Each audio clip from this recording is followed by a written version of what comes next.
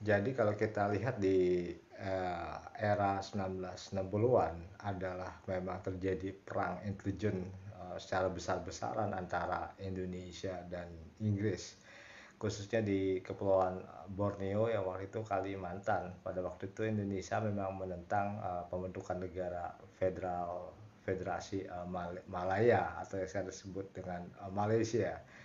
Ya memang ini salah satu cita-cita konsisten kita mengakui Presiden Soekarno untuk menentang kolonialisme di muka bumi.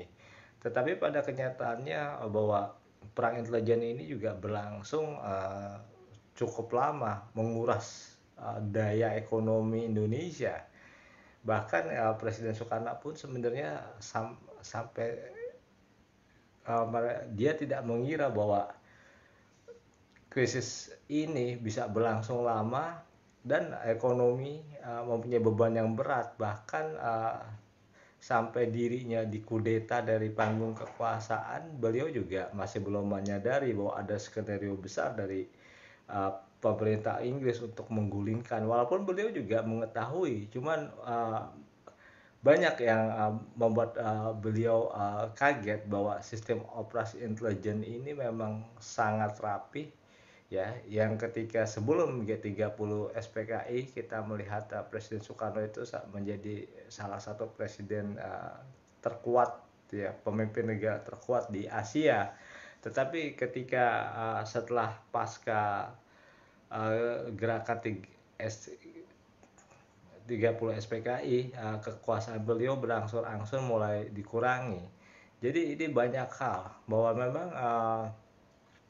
kita juga harus mengakui bahwa Inggris itu lebih kuat,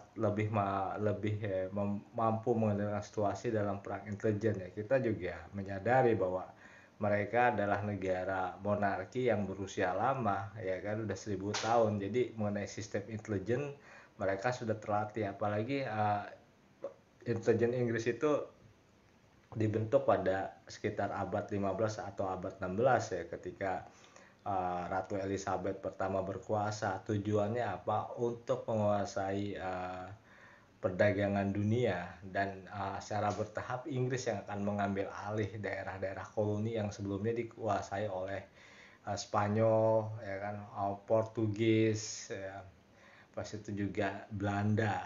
Karena Inggris tetap menganggap Spanyol, Portugis, dan Belanda adalah negara pesaing, dan mereka harus diusir dari daerah-daerah yang telah mereka kuasai oleh Inggris, karena untuk memperkuat kerajaan Inggris di perairan, dan itu ya menurut saya wajar. Jadi memang banyak hal yang kita selidiki. Memang jarang yang membahas tentang kekalahan kita dalam perang intelijen. Kita hanya fokus kepada hasil akhir dari perang intelijen, yaitu terjadinya gerakan G30 SPKI, bahwa gerakan G30 SPKI itu tidak terjadi dengan sendiri, ada proses panjang untuk menciptakan hal itu. Uh, ada banyak hal yang kita bisa melihat, dan itu memang pada waktu itu tidak disadari juga oleh para elit kekuasaan di Jakarta bahwa tragedi ini bisa terjadi, dan kita bisa katakan di luar kemampuan kontrol kita untuk menentukan situasi. Karena pada waktu itu kalau kita banyak baca di buku sejarah seputar G30 SPKI, keadaan ini setelah peristiwa tersebut adalah benar-benar chaos. Artinya chaos itu memang tidak bisa dikendalikan, di mana yang mana lawan, yang mana sahabat itu sudah sangat sulit. Jadi pada waktu itu memang satu-satunya angkatan yang berperan itu untuk menyelamatkan situasi di Indonesia, ya, angkatan darat, ya. Karena angkatan darat lah yang mempunyai kekuatan legitimasi untuk mengamankan keadaan. Kalau tidak ada angkatan darat juga keadaan akan lebih parah. Oleh karena itu ketika G30 SPKI telah meletus ya, telah terjadi. Beberapa hari kemudian langsung diadakan pembersihan terhadap anggota-anggota dan simpatisan G30 SPKI. Mungkin kita bisa melihat bahwa berapa banyak korban yang dijatuhi hukuman mati ya, baik yang melalui sidang maupun yang tidak melalui sidang ya. Yang jelas itu kita menyebut sebagai tragedi berdarah ya, karena ini prosesnya memang panjang, dari awal konfrontasi dengan Inggris mengenai pembentukan uh, negara Federasi Malaysia sampai akhirnya terjadi G30 SPKI. Memang ini semua di luar dugaan. Saya juga melihat bahwa ini di luar prediksi dari mantan Presiden Soekarno, bahwa uh, dia terkepung dengan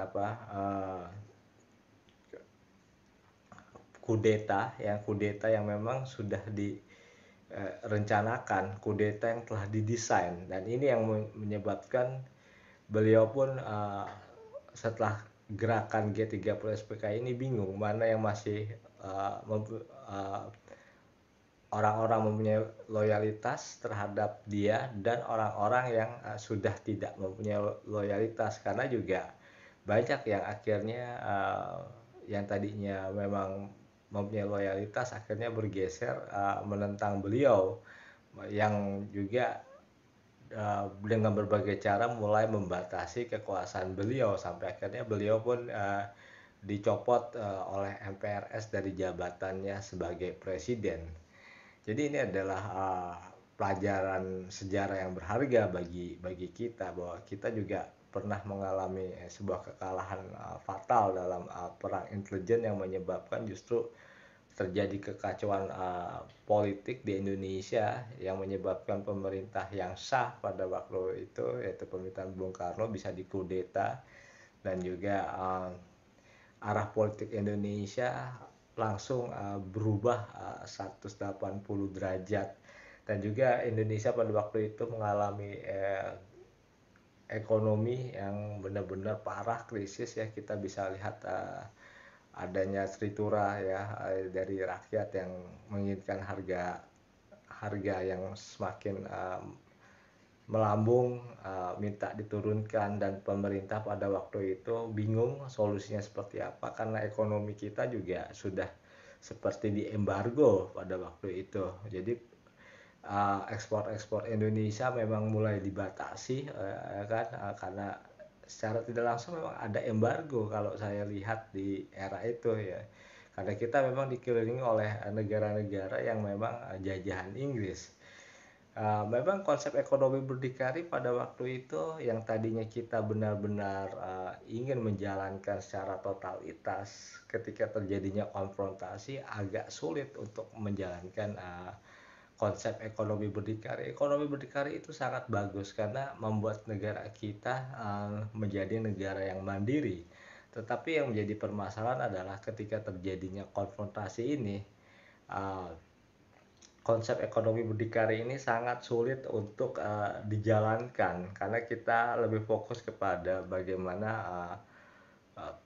kita berperang di zona atau di wilayah Borneo atau Kalimantan untuk menggagalkan negara Federasi Malaysia yang dibentuk oleh Inggris. Jadi konsentrasi kita memang benar-benar ke arah perang intelijen yang jelas menyebabkan biaya ini sangat besar.